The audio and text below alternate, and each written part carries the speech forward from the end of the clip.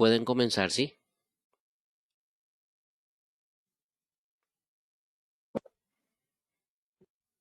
Bueno, buenas noches compañeros, buenas noches profesor. ¿Me están escuchando bien? Sí, Perfecto. súper bien, compañero. Perfecto. Perfecto. Bueno, como están pudiendo leer seguramente la pantalla, a nuestro grupo le tocó la unidad 1 y vamos a estar hablando un poquito de lo que tiene que ver con la historia de la CIE. Entonces, en ella si puedes empezar la proyección, por favor. Perfecto. Bueno, voy a hablar un poco sobre el diagnóstico y la discapacidad. El diagnóstico de la enfermedad y la familia de las clasificaciones internacionales de la OMS, OMS, PIC, los profesionales contamos con un sistema de clasificación de dichos diagnósticos denominado Clasificación Estadística Internacional de Enfermedades y Problemas Relacionados con la CIE. Anteriormente, compañeros, como tradicionalmente se, se se buscaba la solución o las ideas en base a estadísticas de mortalidad o morbilidad. Entonces, también los profesionales empezaron a tomar esta clasificación estadística internacional de enfermedades para poder sacar diagnósticos más precisos.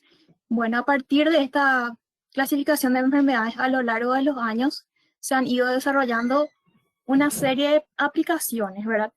Eh, Desde lo que sería la clasificación, así como subclasificaciones, como la atención primaria, por ejemplo, las cuales pasaron a integrar el amplio constructo de la familia de clasificaciones internacionales de la OMS. Entonces, de, de esto, las Naciones Unidas también quisieron integrar ese constructo, pero ellos tomaron aspectos más sociales y económicos que eran relevantes para la salud, pero que en ese momento la OMS no le daba tanta relevancia. Si puedes cambiar, por favor, en ella la diapositiva. Bueno, en los antecedentes podemos ver que la primera adaptación de la CIE fue en 1959, o sea, hace 60 años ya empezó ya esto a empezar a tratarse, a empezar a darse las adaptaciones, pero la primera formulación explícita de este concepto aparece en 1989 en la conferencia para la 10ª revisión de la CIE, en la cual en esa conferencia los expertos recomendaron a la OMS que promoviera el concepto de familia de clasificaciones de la enfermedad y estados relacionados con la salud. Entonces, en base a esto, los profesionales hicieron un esquema para poder entender mejor. Si puedes cambiar, por favor, en ella.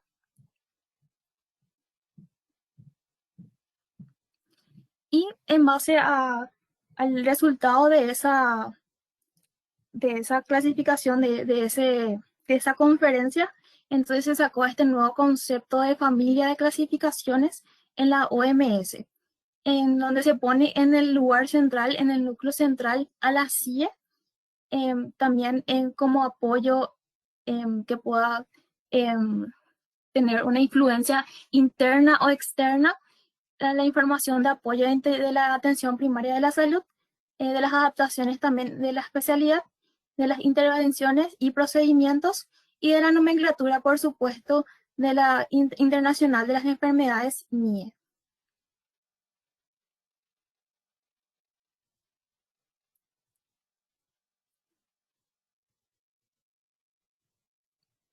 Bueno, buenas noches. Yo soy Alejandra Insaurralde y les voy a empezar a hablar un poquito de la historia antes de poder llegar a la nueva clasificación.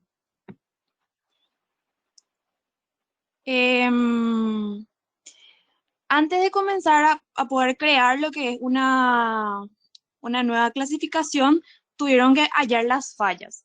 Y la principal crítica que se dio fue en cuanto al modelo en el que se basaba lo que sería el antiguo CIDDM, que sería en la clasificación internacional de deficiencias, discapacidades y minusvalías.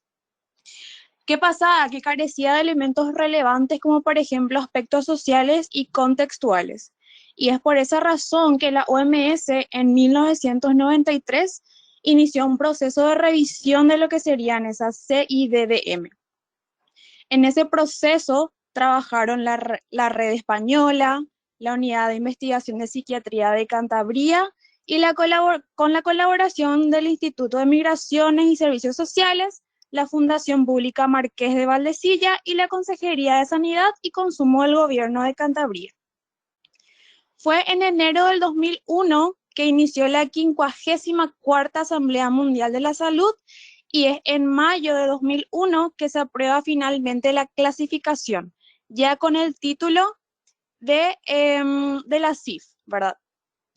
Esta nueva clasificación de la CIF trajo consigo la aplicación del modelo biopsicosocial, la introducción del concepto de universalidad, el énfasis realizado en los elementos positivos de la discapacidad y el establecimiento de un lenguaje común de aplicación universal. El cuadrito que vemos ahora en pantalla es la estructura actual que fue propuesta por Ashley y Cole en el 2000. La CIE y la CIF se sitúan como elementos centrales y se dividen tanto en clasificaciones de referencia y, perdón, no me acuerdo el otro. Y la compañera Elena les va a estar explicando lo demás. Buenas noches, profesor. Buenas noches, compañeros. Mi nombre es Elena Galarza. Quiero saber si están escuchando todos porque acá yo no escucho nada. ¿Me escuchan ustedes? Sí, se escuchó y Profesor, ¿me escuchan? les quiero comentar nomás que se atrasó la presentación en cuanto al discurso de la compañera. Si podés atrasar un poquitito, por favor, una lámina atrás, por favor, como para no perderse nomás los compañeros. Lo que decía la compañera no aparecía. Sí, profesor, una confusión, nuestra compañera se adelantó. Ya. Porque Por retrocede un eso poco, si podés retroceder esta lámina nomás, a modo de comentario, un retroceso, uno más. No, retroceder, retroceder. es lo que la Ahí, compañera Alejandra está esta es lo explicando. que estaba explicando la compañera en el CIE y la CIF, exactamente. Dale, Sí, el otro disculpen, es... les dejo seguir, les dejo seguir. eh, si vamos con la línea en la que tendría que ser nuestra presentación, ahora les toca el objetivo.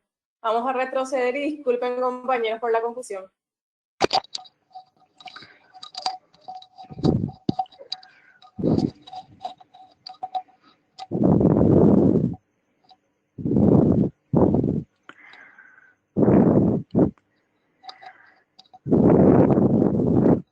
Buenas noches, ¿se me escucha?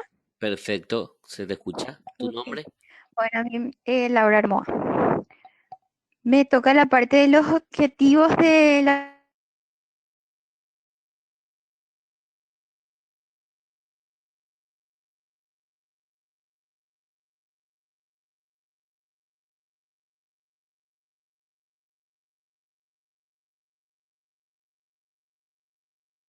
Te fuiste, Laura, ¿verdad? O yo nomás no escucho. La compañera está teniendo problemas con el internet, profe. Sí, se Eh, entiende. O sea, comprendo. No sé si alguien le puede cubrir en la lectura mientras tanto y Voy a leer yo, profe. dale, Mi nombre es Eneida Santos. dale. ¿Tu nombre? Eneida Santos. Dale, Neida, ¿podés leer, por favor? Como, sí. Como objetivos de la familia de clasificaciones internacionales, tenemos el primero como aportar bases científicas precisas. Ya, profe. Dale, Laura. Dale, Laura. Sí. Hola, hola, ¿se me escucha? Ahora sí te escuchas. ¿Te fuiste? Sí, es que sí, tengo problema con mi internet, tipo se me corta y bueno, voy a decir rapidito lo que serían los objetivos de la familia de clasificaciones. El propósito en sí es permitir el registro sistemático, el análisis, la interpretación y la comparación de los datos de la mortalidad y morbilidad recolectados en diferentes países, Los objetivos hablan de aportar bases científicas más fiables, establecer un lenguaje común, aportar a los sistemas la codificación y registro para el desarrollo de sistemas de información de salud.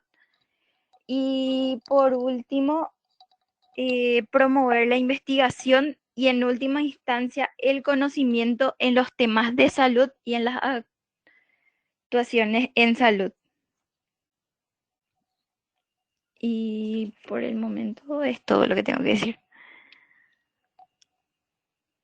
Bueno, para satisfacer dichos medias santos, profe. ¿Me escuchan? Perfecto, te escuchamos. Bueno, para satisfacer estos objetivos, la OMS promovió y sigue haciéndolo estas estrategias que son capaces de garantizar que la FIT cumpla sus múltiples requisitos. La FIT es la Dirección General de Información en Salud. Dice fundamentar unas sólidas bases científicas y taxonómicas para lograr que se ha incorporado los aspectos esenciales del estado actual del conocimiento, ser aplicable en las distintas culturas, para lo que ha promovido en su desarrollo la realización de estudios cualitativos y cuantitativos de verificación transcultural, entender la salud y por lo tanto las actualizaciones en salud como un concepto multidimensional, incorporando los distintos aspectos del modelo biopsicosocial de salud y enfermedad. Después dice satisfacer las necesidades de las múltiples disciplinas que operan en el campo de la salud, pero también de los distintos grupos de afectados, lo cual ha quedado reflejado en los grupos de trabajo que han participado en los procesos de desarrollo de las distintas clasificaciones. Garantizar que a partir de ellas se puedan satisfacer las necesidades de información en salud y elaborar todo tipo de medidas estadísticas relevantes sobre los estados y las actualizaciones en un ámbito de la salud. Lo que para mí es nuevo es el modelo biopsicosocial, no sé si para los demás compañeros, y encontré que el modelo biopsicosocial es un modelo o enfoque participativo de salud y enfermedad que postula el factor biológico, químico y el psicológico, o sea que combina los tres, y los factores sociales, y desempeñan un papel significativo de la actividad humana. Y sería todo. Genial. Siguiente. ¿O cómo seguimos?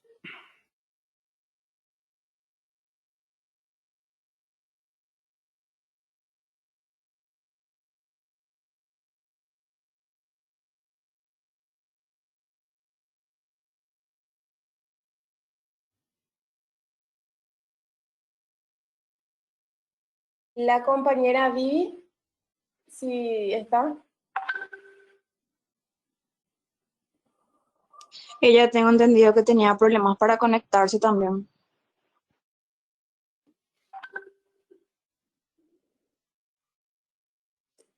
¿Quién le puede reemplazar a Vivi? Voy a leer yo, profe. Dale. Insuficiencia del diagnóstico y la mortalidad para establecer el nivel de la salud del individuo y las poblaciones. Ella hizo un pequeño resumen que está acá. Era más largo en lo que ella tendría que decir, pero este es un pequeño fragmento del resumen que ella hizo.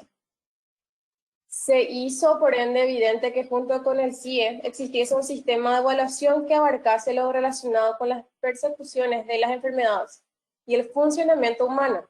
Así nace la CIDDM, Clasificación Internacional de Deficiencias, Discapacidades y Minusvalías. Los conceptos del CIDDM generaron gran interés y su aplicación se expandió a varios ámbitos. Esta se publicó en 1980 y se tradujo a 14 idiomas. Esto modificó la manera de considerar las discapacidades, a las personas con discapacidad, como así también el papel que desempeña el entorno físico y social.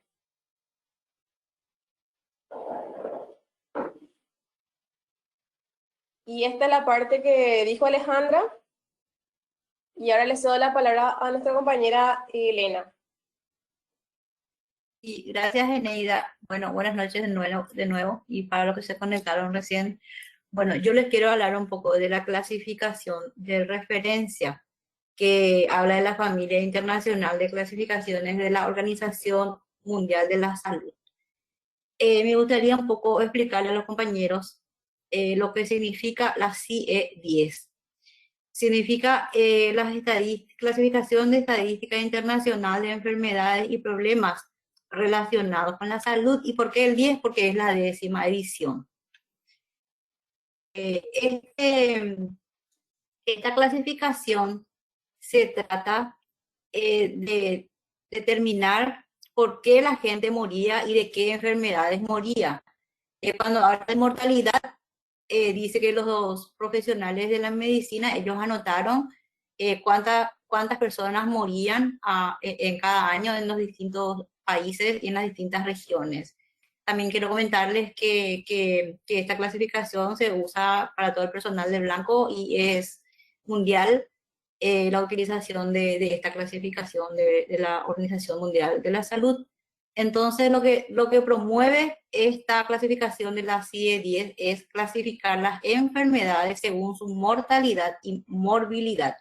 Según la mortalidad es notar cuántos fallecidos hay, y la morbilidad significa que cuántas personas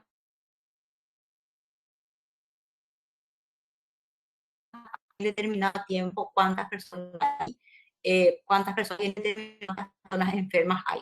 Ese concepto fue ampliamente aceptado, pero como dijo la compañera anteriormente, la CIDDM, la Clasificación Internacional del Funcionamiento de la Discapacidad y de la Salud, entonces ellos vieron que no es que no era suficiente el CIE-10, sino que no contemplaban la discapacidad con que quedaban aquellos enfermos, ni el nivel de funcionalidad que tenían cuando quedaban enfermos.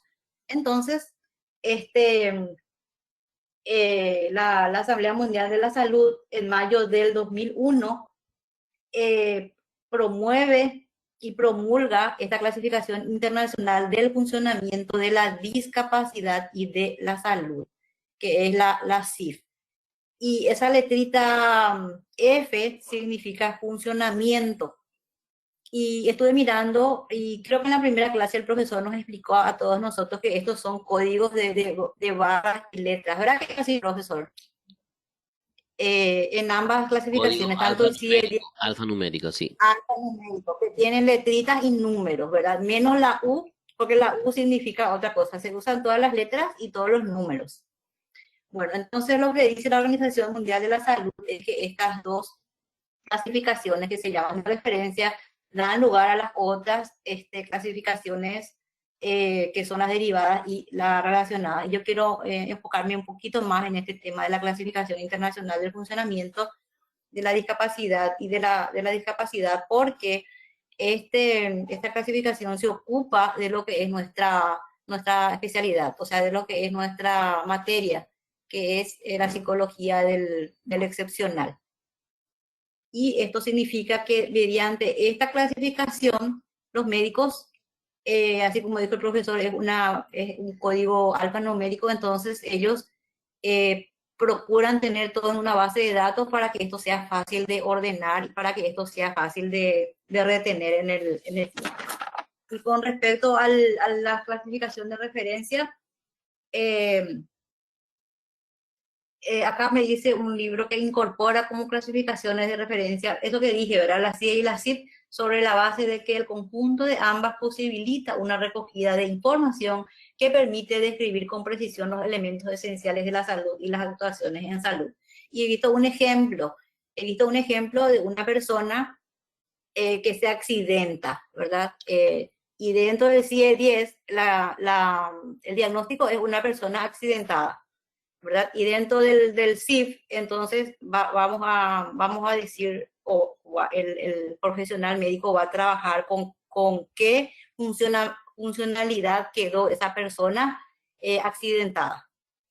Ese es el ejemplo que les puedo dar y hasta ahí es mi exposición. Yo no sé si entendieron, si me quieren preguntar algo, acá estoy, les escucho, profesor, compañeros.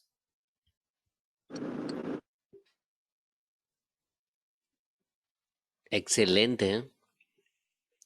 ¿Terminó Gracias, profesor. terminó la presentación o hay otra más? Otra. Falta un compañero, profesor, falta un compañero. Ah, bueno, bueno. Buenas noches, No ¿qué sé si... tal profesor? ¿Qué tal compañero? ¿Qué tal? ¿Se te escucha bien? ¿Tu nombre? Yo soy Víctor Raúl Villalba. Yo les voy a hablar un poquito de las clasificaciones derivadas. La clasificación es un establecimiento de categorías para diferenciar los fenómenos, es un modo de proceder habitual de la mente, ¿verdad? Anteriormente a las primeras clasificaciones de lo seccional son los términos así utilizados comúnmente el morrón, idiota, imbécil, que se usaron como índices de inteligencia, ¿verdad?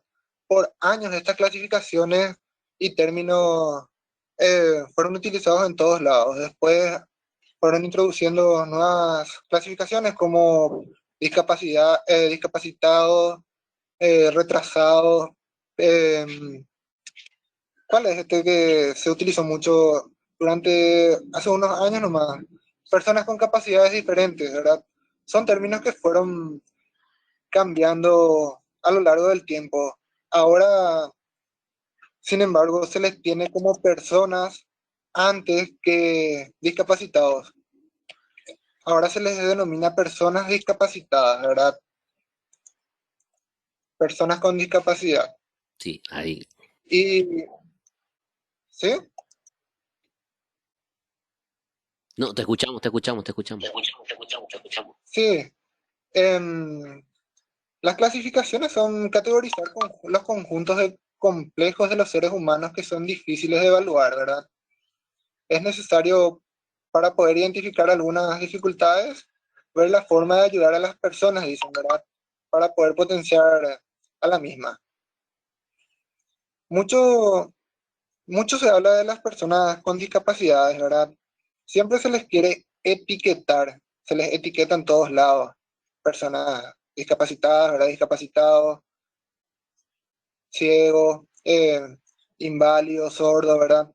Ahora, sin embargo, ya está mal visto eso y se les tiene como personas antes que discapacitados. Yo, más bien, mucho no pude encontrar sobre el tema, ¿verdad? Estuve medio perdidito y investigué de todo un poco. Y más le estoy hablando de las clasificaciones que más solemos escuchar nomás. No sé si entendieron algo de los que le estaba comentando, si quieren agregar algo.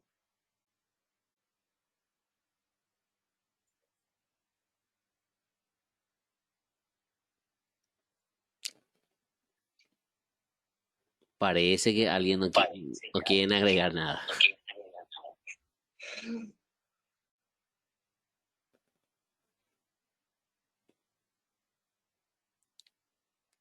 Seguimos. Bueno, yo con esto, a ver,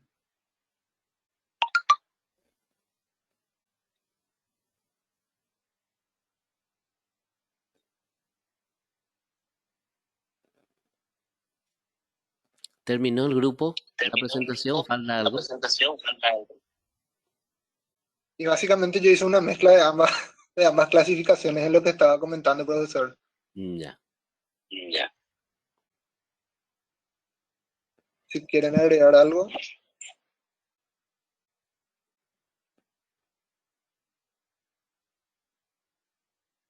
Bueno, profe, con esto vamos a terminar la presentación. Ya. Sí, abrimos por los compañeros si tienen unas preguntas. Si no hay preguntas, quiero agregar algo porque realmente, si los compañeros quieren preguntar algo, por favor.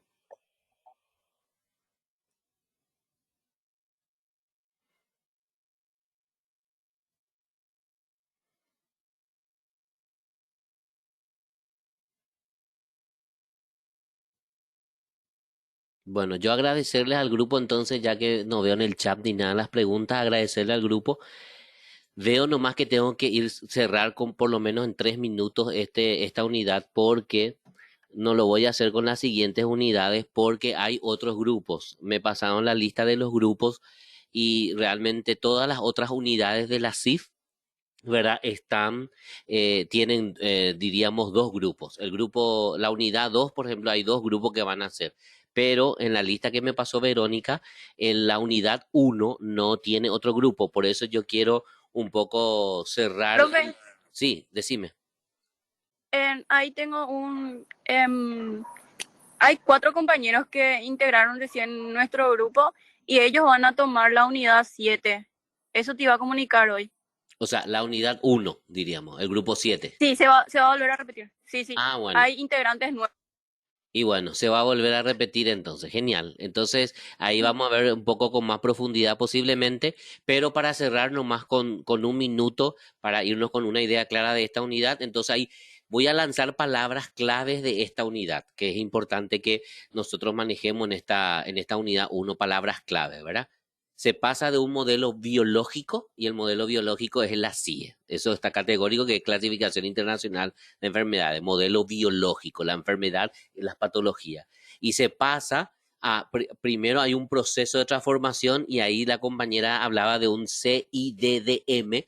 Ahí es donde aparece una clasificación internacional que hasta ahora nos seguimos preguntando algunos cómo fue el mundo posible determinar esta clasificación. Si ustedes preguntan qué es el CIDDM, que comenzó en el año 89 y termina en el 2001, es la clasificación internacional de deficiencia, discapacidad y minusvalía.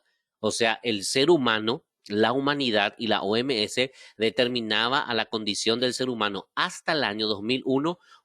Había una definición y un concepto de minusvalía. Fíjense un poco, 2001 no es muy lejano, no es el siglo pasado nomás, ¿verdad?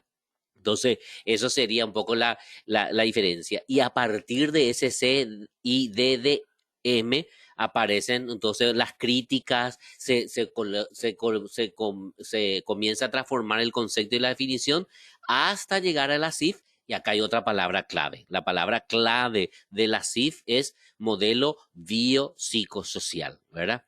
Si los médicos solamente atendían ese modelo biológico, yo les puedo decir, siempre sostengo que la CIF abre a otras a otras profesiones y a otros profesionales, y los profesionales que nos sentimos identificados con la CIF en lo biopsicosocial no somos nosotros. La conducta, la funcionalidad de una persona con esa patología que es el CIE, básicamente es un instrumento que yo siempre digo nació para los psicólogos. Los psicólogos que no teníamos un instrumento donde evaluar conducta, hoy tenemos ese instrumento y se llama CIF.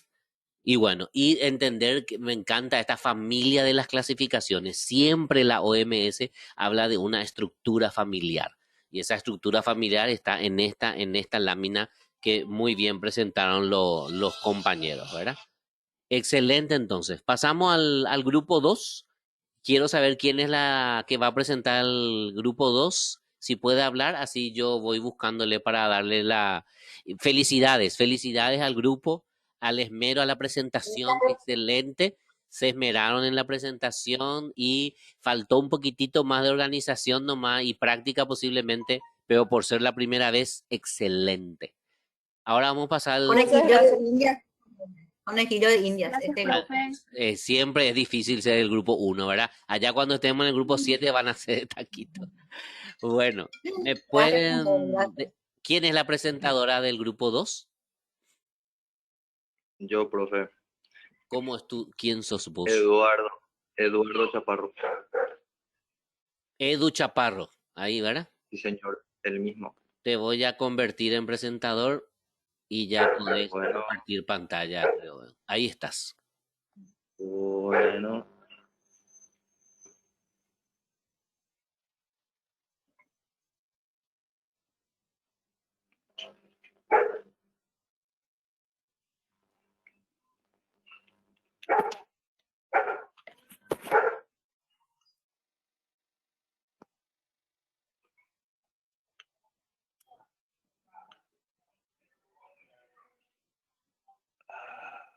Edu, Sí, ¿descubriste? profe, bueno, sí, ya me salió nomás una configuración que tengo que reiniciar el programa porque le di pues permiso ahora de que controle mi pantalla. Vamos a decirle, no sé si me esperas 30 segundos, cierro y Dale. abro el programa otra vez. Y ahí dice pantalla. ¿Descubriste, verdad? Sí, un segundito, profe.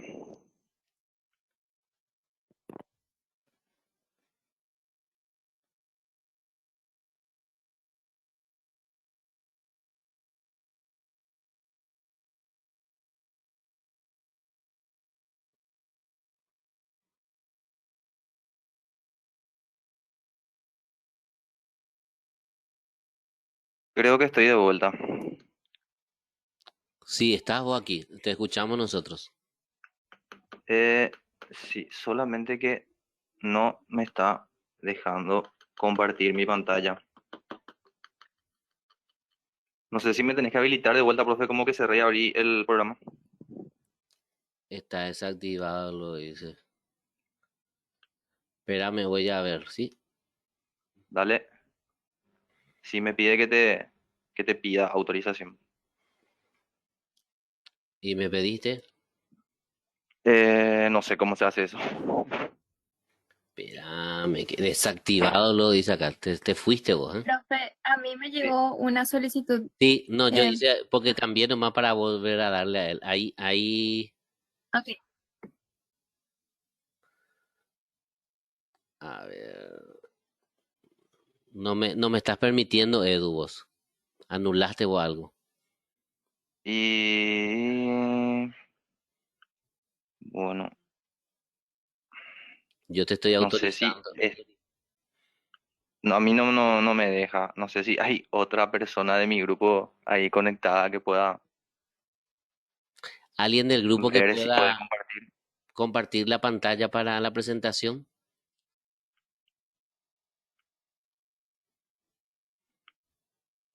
Yo, profe, sin drama. profe, Kimberly profe, León es mi nombre.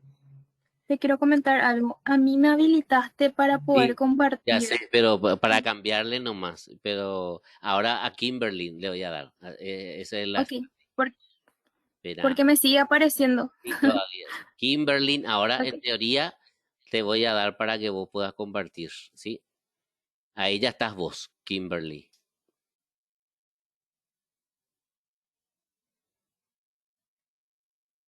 Ahí estás.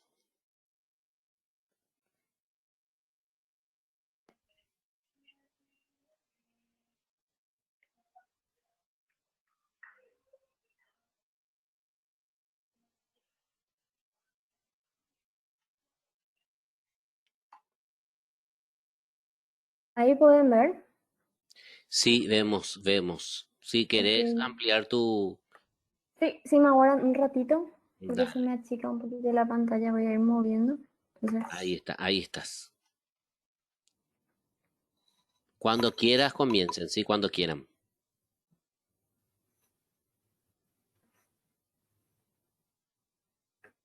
este les sale a ustedes la pantallita, ¿verdad? De la app. Si alguien me puede decir, por favor. Sale bien, no hay Sale problema, está todo bien. perfecto. Bueno, podemos iniciar entonces. Todos suyos de ustedes. Bueno, muy buenas tardes, profesor, buenas tardes, compañeros.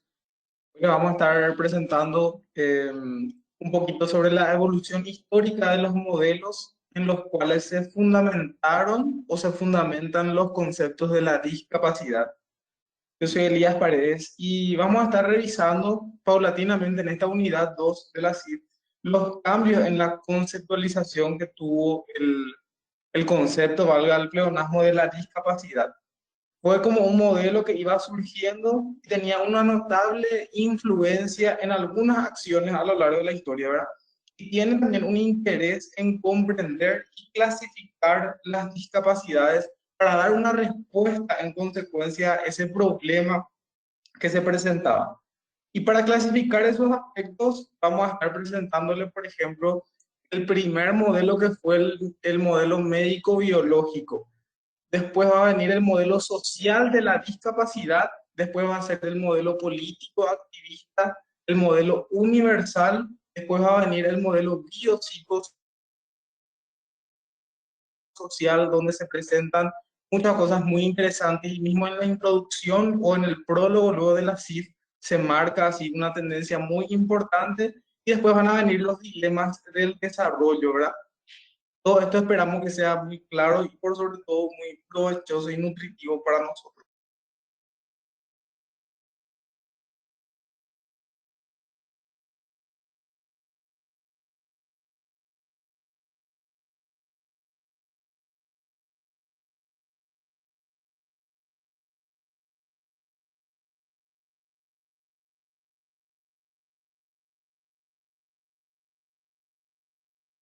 Excelente, buenas noches compañeros, buenas noches profesor. Creo que se pasó un poco la diapositiva, no sé si pueden ver. Sí, Eh, estoy teniendo un Se problema con la saltó computadora. Se fue al modelo social ya. ¿Me escuchan? Sí, sí. Sí, estoy teniendo un problemita con la computadora, Luis, nada más, por eso sí me puedes aguardar un segundito. Genial, sin problema. Bueno, voy a aprovechar el tiempo entonces para saludar un poquitito, ¿verdad? Buenas noches, profesor, buenas noches, compañeros. Así como escucharon, vamos a estar hablando un poco de cómo surgen los primeros modelos en los cuales se fundamenta la discapacidad, ¿verdad? Y vamos a ir abordando hasta lo que es hoy en día, ¿verdad? Al principio, estos modelos se fundamentan, digamos, en lo que es el paradigma médico-biológico, ¿verdad? Entonces, como se comprueba, como se puede comprobar, muchas de las enfermedades ocasionan como un resultado final, digamos, un déficit en el funcionamiento del sujeto o del individuo, ¿verdad? De la persona en sí, que le impiden llevar una vida normal, ¿verdad? Entonces, digamos que las consecuencias de la enfermedad, en este caso definida como discapacidad, fueron interpretadas y calificadas, ¿verdad? Aplicando los modelos utilizados tradicionalmente en las ciencias médicas, ¿verdad? En las ciencias de la salud. Es decir, el déficit o la discapacidad en sí adquiere el rol o las connotaciones de síntoma, ¿verdad? Entonces se describe como una desviación a la normalidad, digamos, que se observa dentro de la biomédica, ¿verdad? En cuanto a lo que es la estructura y la función corporal y mental, ¿verdad? Esto puede ser como consecuencia de una enfermedad, un trauma, una lesión, ¿verdad? Como para poner un ejemplo, ¿verdad? Se estudia, por ejemplo, una persona que haya perdido un brazo, ¿verdad? Por causa de un trauma, una lesión, ¿verdad? No es que se estudia necesariamente la enfermedad en sí, sino que se le diagnosticaba, se le calificaba por el hecho de tiene o no tiene, en este caso, un brazo, ¿verdad? Entonces, ¿qué es lo que se propone para trabajar desde este modelo, ¿verdad? Se ponen en marcha medidas terapéuticas paliativas que, bueno, permiten trabajar desde un enfoque, ¿verdad? Que ya que existen limitaciones en la labor médica, ¿verdad? Para prevenir o resolver las consecuencias de la enfermedad.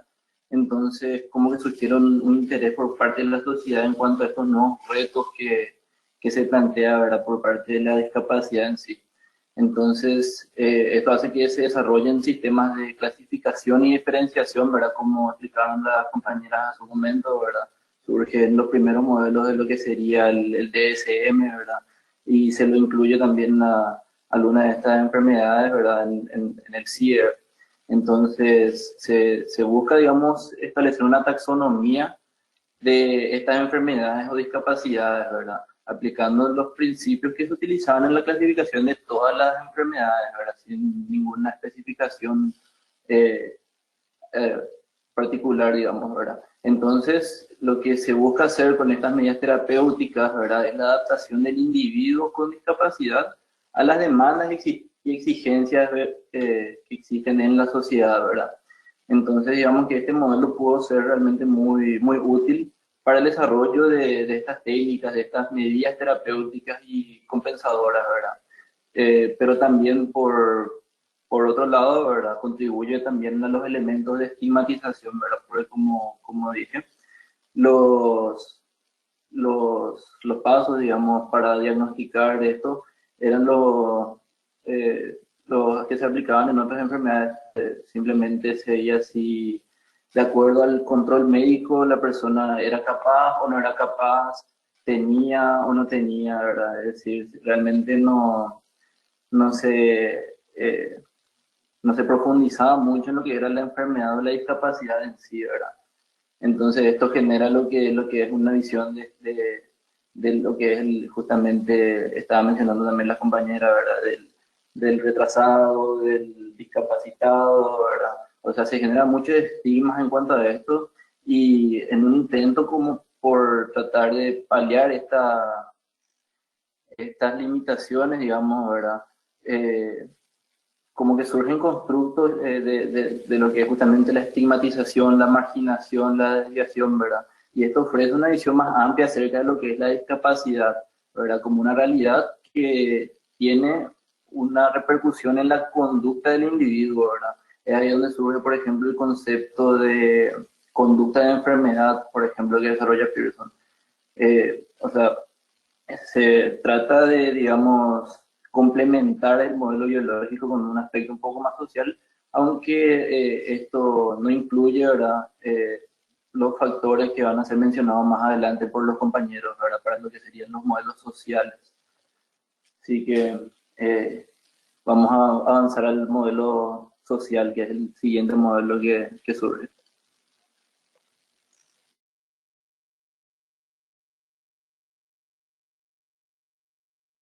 Buenas tardes a todos, ¿me escuchan? Sí, te escuchamos. ¿Qué tal? Profe, el tema que me toca a mí sería el modelo social de la discapacidad, siguiendo lo que estaba comentando el compañero Luis. Este modelo postula que la discapacidad no es solo la consecuencia de los déficits existentes en la persona, ¿verdad? Como él ya estaba adelantando un poquito, sino la resultante de un conjunto de condiciones, actividades y relaciones interpersonales, muchas de las cuales están motivadas por factores ambientales. Esto va un poco más continuado, profe, de lo que habías mencionado en la primera clase, ¿verdad? Está más bien gestionado por el entorno, por lo que sería el alrededor, ¿verdad? No sé si pueden ver la imagen que tiene mi PPT. Dice discapacidad o dispacidad. Entonces esta persona está en silla de ruedas, él tranquilamente podía subir hasta el edificio si es que tenía una rampa, ¿verdad? Pero en este caso están las escaleras, que es lo que le dificulta subir hasta el edificio por sí solo. Puede subir, pero con una ayuda, ¿verdad? Le van a tener que alzar básicamente para que él pueda llegar hasta donde quiere. Entonces, básicamente se basa en eso, ¿verdad? El modelo social de la discapacidad está más que nada, es un resultado, ¿verdad? De todo lo que sería lo ambiental, el entorno más bien de la desventaja del individuo con la discapacidad experimental es una realidad que el hombre hace, ¿verdad? Es el hombre que al fin y al cabo crea las barreras físicas para esta persona. Hace todo lo contrario, ¿verdad? O sea, nosotros teníamos que más bien ayudar a la persona a que él pueda desarrollarse de manera normal como una persona más, ¿verdad? Pero es todo lo contrario, siempre le ponemos más barreras, entonces se encuentran más en lo que sería lo exterior. Eso sería.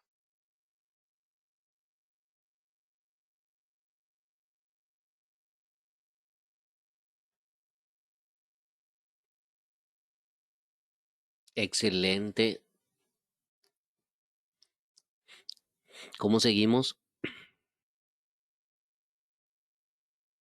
Sí, ahora les voy a hablar yo. Soy Kimberly León. Buenas noches, profe y compañeros. Yo les voy a estar hablando de lo que es el modelo político activista de la discapacidad o el modelo de las minorías colonizadas. Primeramente tenemos el político activista de la discapacidad, que es una extensión del modelo social que estaba mencionando la compañera. Este modelo lo que hace es incorporar las luchas pro derechos de las personas con discapacidades.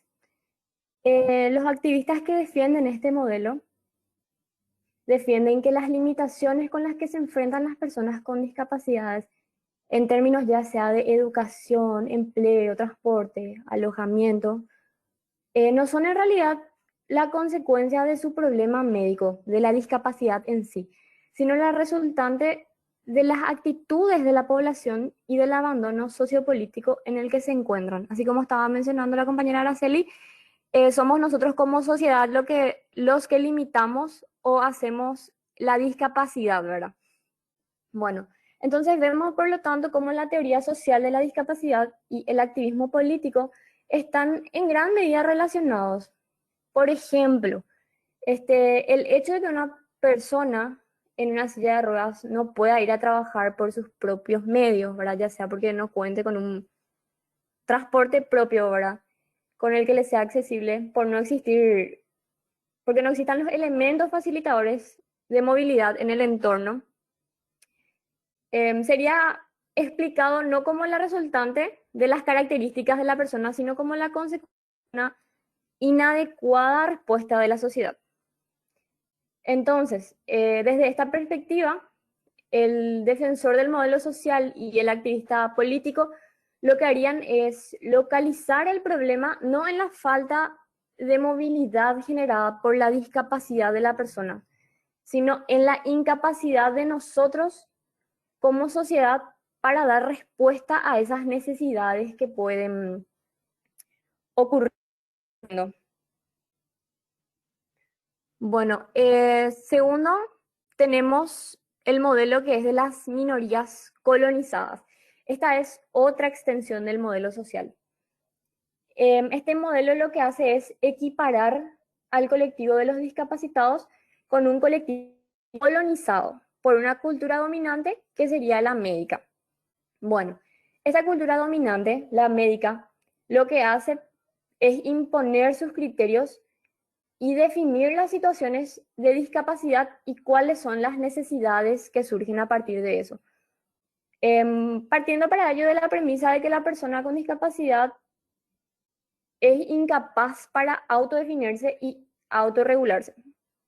Desde este punto de vista, el modelo médico no hace otra cosa que perpetuar la jerarquía del médico sobre el enfermo, porque según la gente que defiende esto, lo que hace el médico es asignarle un mero papel de subordinado a la persona con discapacidad, ¿verdad? Una persona que es incapaz de regular su destino y que por lo tanto está deprivada de derechos. Bueno, entonces la lógica de estos postulados nos hace plantear, así como lo hacen sus defensores, que si las personas con discapacidad son los colonizados y los profesionales de asistencia los colonizadores, la lucha por la emancipación ha de empezar por desarrollarse dentro de las instituciones y de los sistemas o elementos que perpetúan dicha organización. Bueno, entonces de una forma más radicalizada lo que hace esto es tanto instituciones, o sea, hacer que se cuestionen cómo se manejan o cómo se habla desde un punto de vista desde instituciones sanitarias, cómo son las actuaciones y las estrategias de intervención. Además, muchas personas que trabajan a favor de estos movimientos, que serían de los derechos civiles, han propiciado el que un número cada vez mayor de colectivos discapacitados esté reivindicando el derecho a definir su propia identidad y establecer los términos que deban llevarse para definirla, ¿verdad? En este sentido, lo que busca este modelo o esta gente que trabaja con este modelo es que puedan crearse grupos o espacios en donde las personas con discapacidad puedan autodefinirse, compartir cierto interés o donde puedan compartir y crear su propia identidad para poder gozar de experiencias enriquecedoras y solidarias que puedan anular ciertos aspectos negativos, ¿verdad? Que comporta el hecho de vivir con una discapacidad. Bueno, y ahora le cedo la palabra a la compañera Verónica para que pueda explicarles el siguiente modelo.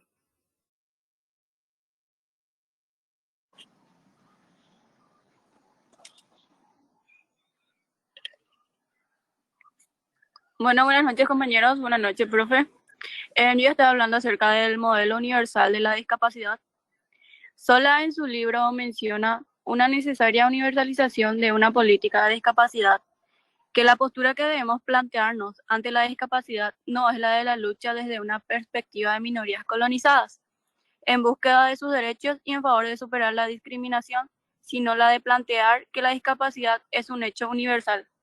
En pocas palabras, se asume entonces que la discapacidad no es un atributo que diferencia una parte de la población de otra, sino más bien es una característica propia del ser humano. No hay ser en el mundo, creo yo, que posea un total de habilidades que nos permita enfrentarnos a nuestras múltiples actividades cotidianas.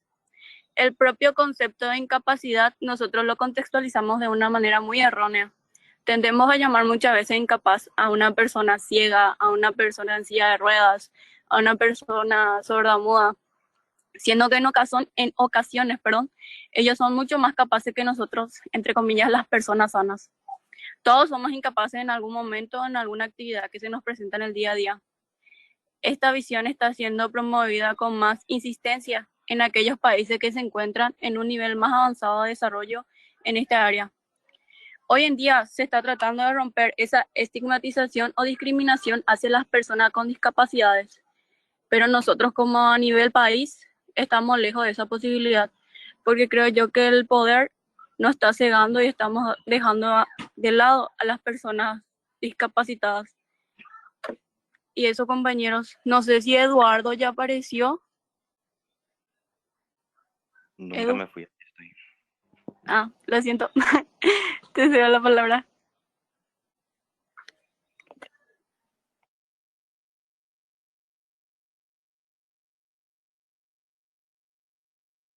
Creo que hay alguien más que tiene que hablar antes que yo.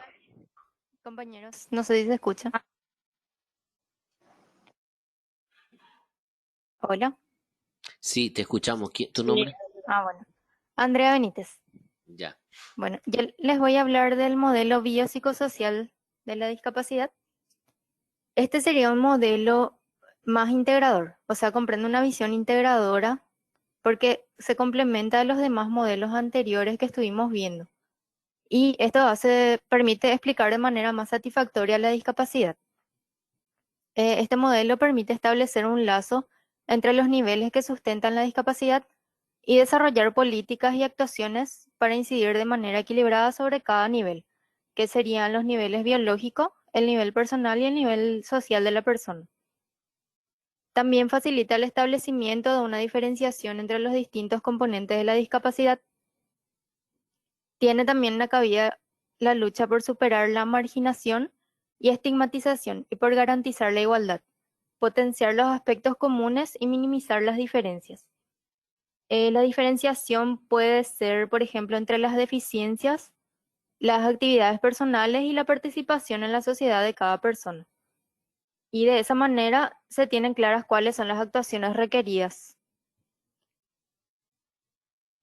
En esta lucha, que sería por la discriminación, se debe evitar desatender las distintas necesidades que las personas con discapacidades presentan. Es decir, que se debe identificar a las personas que presentan deficiencias y establecer sus características, como para poder actuar sobre cada persona sin generalizar y sin minimizar tampoco las diferencias. Y ahora el compañero Eduardo les va a hablar de las dificultades del modelo.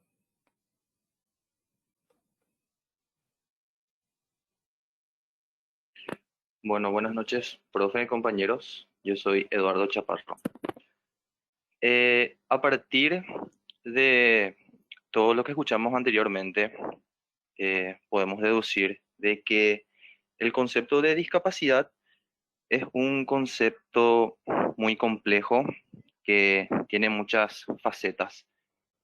Y esto hace que surjan una serie de dilemas o puntos contrapuestos que es necesario que tratemos de resolver o de encontrar respuestas si es que lo que pretendemos es defender este modelo y a su vez trasladar esta conceptualización al campo práctico de las mediciones. El primer dilema tiene que ver con el modelo médico y cómo hacemos que se integre de una forma armónica al modelo social. Integrar de una forma provechosa el concepto de deficiencia y el concepto de discapacidad. Que se pueda hacer una valoración acerca de la deficiencia de una persona y también que se pueda actuar en consecuencia sin que esto haga que el individuo se sienta de alguna forma estigmatizado o discriminado. El segundo dilema tiene que ver con la visión universal de la discapacidad y con la necesidad que tenemos de identificar las especificidades de cada persona, en donde nosotros tracemos ese límite entre lo universal y las necesidades que cada individuo tiene que satisfacer. Bueno, eso va a permitir que las medidas políticas y las medidas legislativas puedan hacer una distribución más adecuada, correcta y justa de los recursos. El tercer dilema tiene que ver con la necesidad de clasificación y de medición y que esto puede ocasionar, así como dije en el primer dilema, que el individuo se sienta discriminado, marginalizado, estigmatizado, ya que se le está de alguna forma poniendo una etiqueta. Y el último dilema, por el momento, es la necesidad de utilizar un lenguaje neutro y o positivo para hablar de las personas con discapacidad. Y a su vez que este lenguaje sea compatible con la promoción de políticas que garanticen los derechos y que también concienticen sobre las necesidades de las personas con discapacidad. Al trasladar estas políticas o estas acciones a la realidad, ocurre que se utiliza un lenguaje y este lenguaje necesariamente describe lo que son las necesidades y las limitaciones de las personas.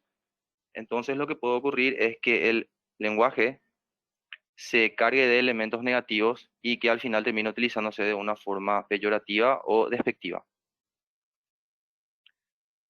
Entonces, hay muchas preguntas, faltan todavía dar muchas respuestas, pero si es que se va a adoptar este modelo biopsicosocial, es un proceso que nos dice que estamos por buen camino. Tratar de encontrar las respuestas hace que se sigan conversando sobre estos temas y también dándole más participación a las personas, que de eso se trata, ¿verdad? Y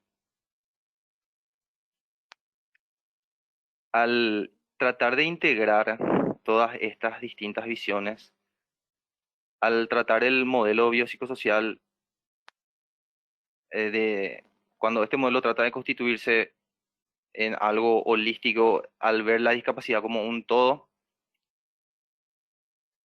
y al ser esa la base, el espíritu, ¿verdad?, detrás de todo el sistema de clasificación internacional de la discapacidad, bueno, según nuestro material, eso es algo positivo, eso es algo novedoso.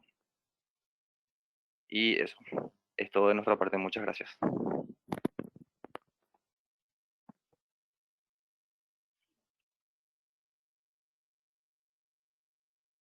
Profe, para cerrar nomás una pequeña idea. Sí, Vemos así muy rudimentariamente todavía la necesidad de suprimir social y culturalmente las barreras que existen, que hacen posible que la discapacidad de la persona misma, de la persona con discapacidad, sea que su desenvolvimiento sea mucho más difícil, dificultoso, ¿verdad? Entonces, vamos viendo cómo históricamente, conceptualmente, vamos avanzando hacia esa supresión social y cultural para facilitar un poco más el desempeño de todas estas personas, ¿no?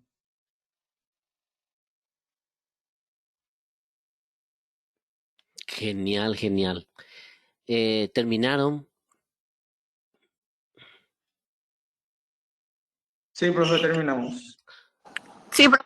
Bueno, brillante el segundo grupo, muchas felicidades. Presentaron bien los modelos, presentaron bien el tema de los dilemas. Yo no voy a intervenir en algunos términos o terminología o nomenclaturas de ustedes porque eso va a perturbar, diríamos, el desarrollo de las otras unidades y los demás compañeros. Inclusive después tenemos toda una unidad de cómo el trato adecuado, terminología, ¿verdad? Pero en este segundo grupo lo que quiero recalcar es justamente cómo ustedes graficaron, y les felicito, graficaron lo importante que es ese modelo médico, biológico médico, después el social, sus extensiones, el tema de extensión social, que no es un detalle menor, ¿verdad? Y el aspecto del tema de lo universal, todo el dilema que ustedes planteaban hasta sostener un poco el dilema real que es lo biopsicosocial. Muy, muy bien presentado este segundo grupo, o sea, la segunda unidad. Y lo que les quiero decir que muchas veces nosotros como psicólogos, si me permiten ir cerrando una idea de estas dos presentaciones, que mucha responsabilidad tenemos nosotros como psicólogos en cómo le ve la sociedad a esas personas, ¿verdad? Eso es clave, ¿eh? Fíjense, porque si vos decís como psicólogo, sí, me imagino luego que esta persona no tiene una pierna, ¿y por qué no le ponemos esa pierna? ¿Y por qué no? Nosotros tenemos muchos ejemplos de eso, ¿verdad? De esa intervención no integral y de desde qué modelo vos te parás para realizar, para juzgar, para clasificar, y tu intervención, desde qué modelo vos te estás parando, ¿verdad? Entonces, eso es importante. A todos les digo que el modelo biopsicosocial, no sé si vino para quedarse, ojalá venga para quedarse a partir del año 2001. El tema, cómo se dan cuenta, algo que ustedes se tienen que dar cuenta, cómo es un concepto y no es solamente una palabra, no es una retórica lo que voy a decir. El concepto de discapacidad evoluciona y es un concepto que aún sigue evolucionando. O sea, siempre se determinó eso y a partir de ahí se permitieron los cambios. Y algo que yo también quiero decirles y recordarles también es por qué ustedes, lanzo como una pregunta y le voy a dar la respuesta. ¿Por qué ustedes creen o en qué año, fíjense, a partir de qué época se instala este modelo médico, este modelo rehabilitador, este modelo de que vos tenías una falencia, un déficit y vos tenías que reparar, que teníamos que reparar y antes no se preocupaba? Antes de que, y sobre todo esto es importante, les voy a decir, la historia marca, después de la Segunda Guerra Mundial. A partir de la Segunda Guerra Mundial, cuando docentes universitarios, maestros, artistas, personas consagradas de la sociedad quedaron mutilados, quedaron con algún tipo como le llamaban antes, trastorno, ya sea psicosocial, trastorno mental, como se llamaba antes, etcétera. A partir de ese fenómeno de la Segunda Guerra Mundial, entonces aparece ese enfoque médico, ese enfoque posiciona como una política pública, asistencialista, rehabilitadora, porque esa gente no podía quedar fuera de la sociedad. Fíjense cómo nace, ¿verdad? Es una de las críticas por el cual nace. Pero bueno, tuvo un comienzo y a partir de ahí todo lo que ustedes expusieron, ¿verdad? Demasiado contento estoy. Las dos presentaciones fueron conejillo de India, como dijo la compañera. Yo creo que así, con esta presentación, lo que sí les quiero pedir es, vamos a tener que respetar un poco más los tiempos y quiero que si pueden practicar su presentación, los siguientes grupos, mejor, ¿verdad?